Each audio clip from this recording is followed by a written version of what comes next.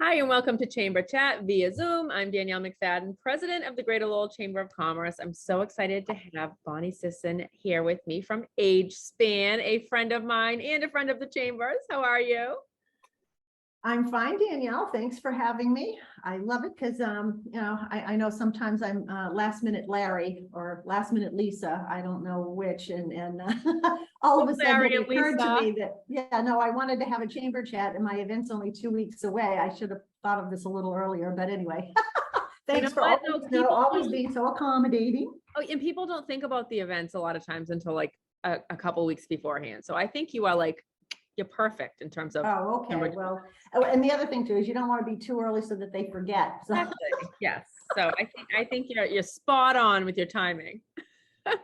And of course, you're here to talk about the 11th annual LGBTQ plus Elders in the Ever-Changing World Conference. Yes. The first thing I'd like to do though is say, so thanks for the chamber. You guys are always been great to us, but we have two amazing sponsors this year. One is I have to say this right, Good Shepherd Community Care, and they're the presenting sponsor. Jen Sachs, the Director of Communication, she joined the committee last year and helped plan this, but so they were one of the first hospice in Massachusetts, which I didn't know till last year.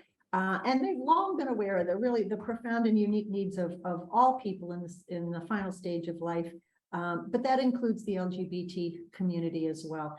And anyway, they just believe in the importance of mutual respect and acceptance of values, whether they're a little different and a little bit diverse than our own. And then I would like to give a big shout out to our keynote speaker sponsor, that's Enterprise Bank, local. Love them. And I'm happy to have George Nugent's going to do the introductions that day. So I'm happy that he'll be with us. It was nice to reconnect with him, but they were built on founded with an entrepreneurial vision. And so was this committee. I mean, this was a vision long in the making, and has actually withstood the test of time, which says, it's much needed going into our 11th year, and having the commitment from some of the original members of the committee that started this.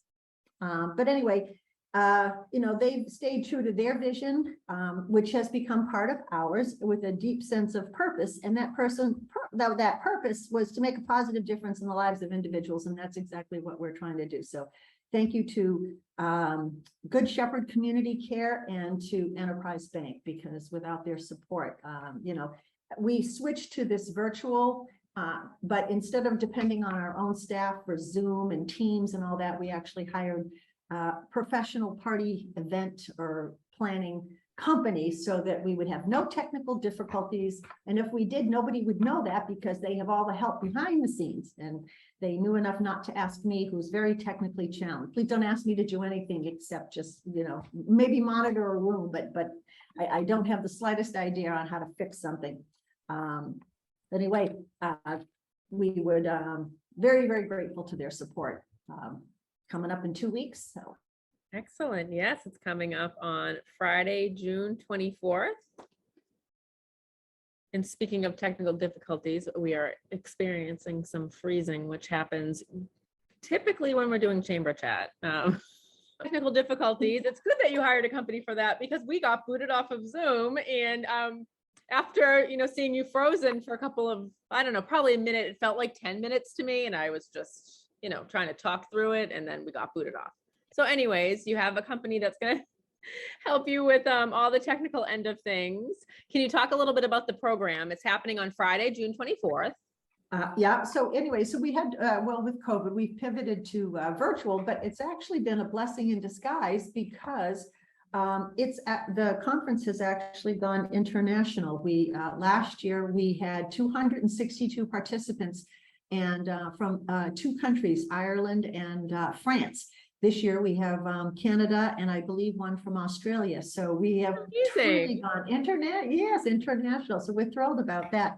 But our keynote, I'll start with our keynote speaker, because he's really sort of framing the theme this year, which is isolation and loneliness. So For those of you who don't know Stu Maddox, he's a freelance independent filmmaker, documentary maker who about, I guess maybe 15 or 20 years ago made Gen Silent about the two gentlemen from Boston who were being discriminated against, trying to get into long-term care.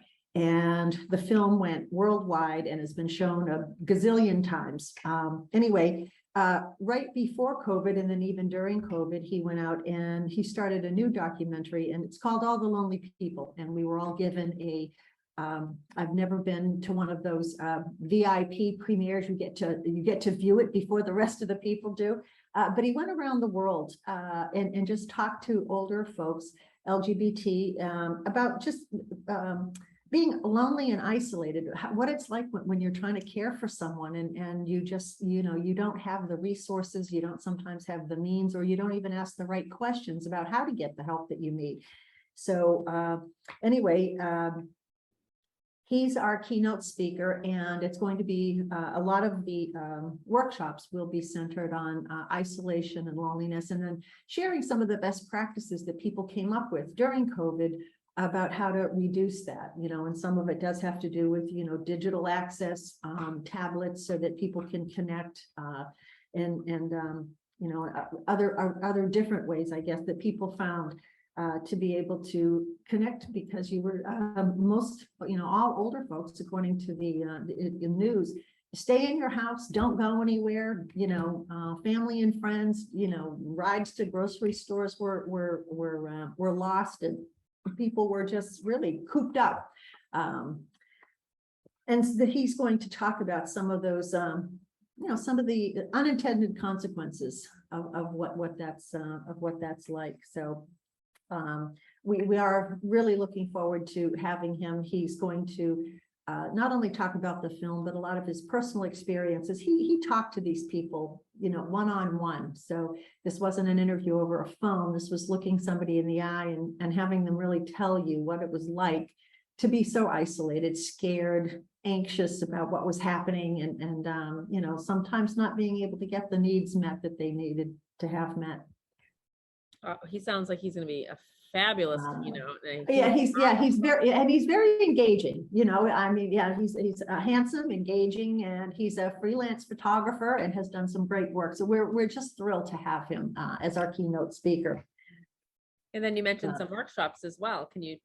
Yeah, so some of the workshops that will be present, there's 9, and when you go, there's nine workshops, and when you register, you pick the 3 that you would like to attend. So it's your choice.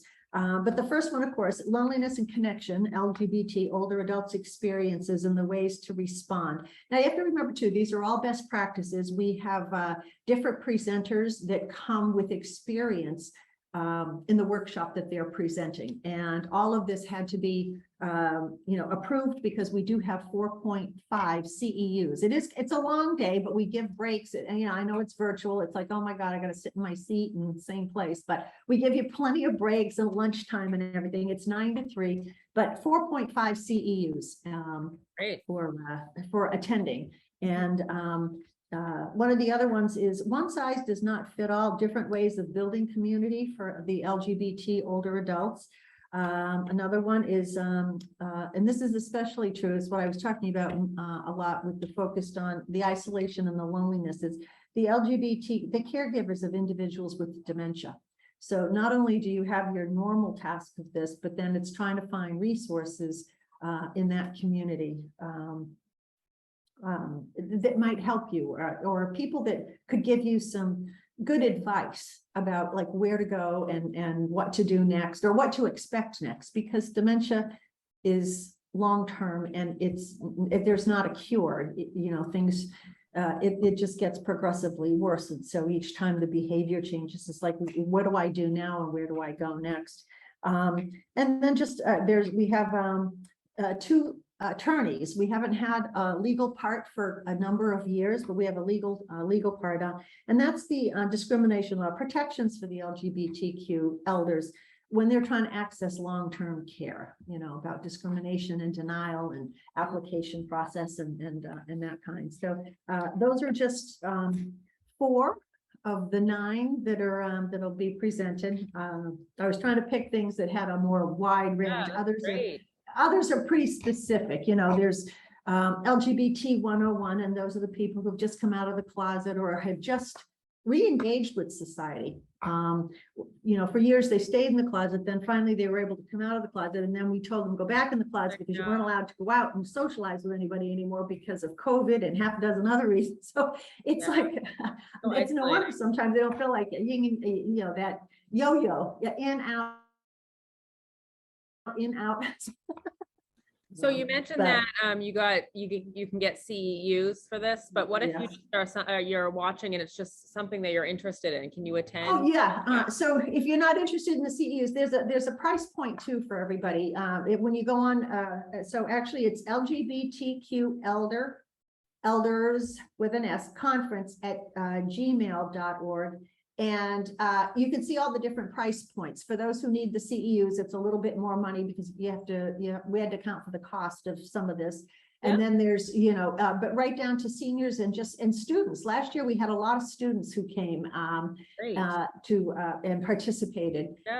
And so we've tried to make that price point affordable. I think it's like $25. So if you don't need the CEUs, but you're just really interested in some of the workshops and like what is going on, you know, in your own community, you know, I would suggest, and sometimes too, we had a lot of providers who came because they wanted to bring the information back to their staff. How do we respect and include the, you know, the LGBT person if they want to come to our long-term care facility? You know, AgeSpan, you know, our job is to keep people engaged and as independent as possible with supports and services in the community. But at some point, you know, if your health does decline, that there is, you know, you might have to seek long-term care, assisted living, or, you know, some other supportive environment where, you know, where your needs can be met because your partner or your significant other they can't physically do it anymore either. Sometimes it's just, that's what it becomes. If you're both 80 or 82 and 85,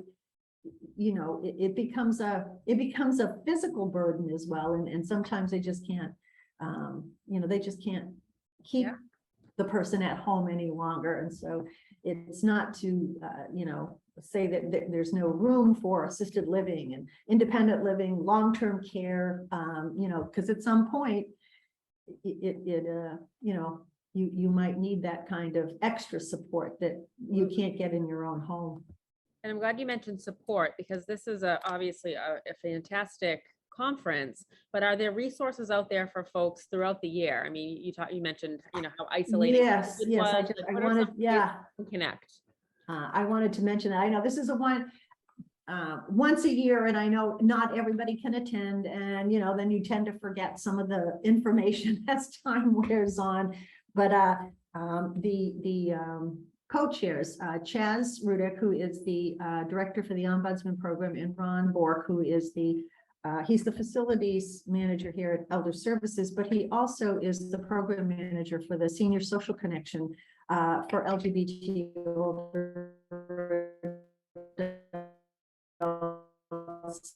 in the Valley. And he's been working with a few other people, Merrimack and Salem, Mass, so that during the course of the year, if you know, you are looking for social engagement opportunities for dinner, they have all different kinds of activities. Sometimes they bring in speakers, or sometimes it's really just an information session. But once a month in each of these areas, there's a group who meet and they just have a great time. You can bring your partner, you can ask questions. They just did a dance over in Tewksbury. My job was to blow up the balloons that burst quicker than I could get them blown up. But anyway, they figured you were the one with most hot air. I guess so, but I had a little machine with some help. I guess I just went a little too crazy and they would just pop off. I'm glad you had help. Oh my gosh. But it was nice. The Tewksbury Council on Aging opened their doors. Excellent. Jan Canoli, she was wonderful about opening her doors, and they had a dinner dance. It was phenomenal. Awesome. Ron has a group, it's called the Senior Social Connection. The Merrimack Council on Aging opens their doors once a month. They have dinner, and And we found, we've been able to find Ron a few extra dollars here and there so that they could have maybe a little pizza party or, to bring in a speaker sometimes. And it's nice. And now that COVID is hopefully in the rear view mirror, these 4 groups have opened up again and people are starting to come back. It's slow, but Yeah, that's great. it's nice. And then there's one, Chelmsford, and then of course, down on the North Shore, Salem, Mass, the Over the Rainbow Club is, in fact, their monthly dinner is tonight. Excellent. So it's been a pleasure to work on the committee. I've met some really interesting people and I am looking forward to, next Tuesday. So if anybody's interested, there's still time to sign up because it's virtual. There's no seating requirement. Right. That's nice on your end of things too. Yes, I know. I didn't have to accommodate for space and my food and goodness. beverages. That's Although you're pro at all of that anyways. You're so much more than a balloon blower upper. well, anyway, I wanted to just give out, another reference point, and that's the LGBT Elders Conference at gmail.org. It's through Eventbrite. So when you get there, the directions, it would just follow the directions and then find your price point if you're looking for CEUs, or you just want to attend, or if you're a student and you just, you'd want some information. Please go to the website. They're and the other thing too is all the workshops are listed. I only gave you a taste of 4, but there are 9, and you can pick whichever ones that you want. And anyway, thank you, Danielle. Thank you. It's always so nice to see you. You too. And thank you again. I have to, I know I'm getting better at this. Thank you to Good Shepherd Community Care for presenting sponsor, and another shout out to Enterprise Bank for having a wonderful keynote speaker, Stu Maddox, national recognition and his film, and if you have a chance to just, Jen Silent, I believe, is available, but his new one, I think, I don't know if it's been released or after the conference it will be released. I'm not sure how, I don't know how all that works, and Netflix, and don't even ask me. It's all good. But I'm sure all you techies out there, if you just use that Google, you'll find it. That Google machine can do pretty much anything. That's about all I know how to use. Well, thank you so much for joining me today. Oh, my It's always pleasure, so nice Danielle. to Thank talk to you. Thanks to the chamber, and I'll see you tomorrow morning at the Yes, at our Wise Breakfast. Wise annual meeting, bright and early at the Vesper Okay. Country Club. One of Thank my favorite you. events. Me too. It'll be fun. Thank you so much. I'll talk to you soon. Okie doke. Take Bye. care.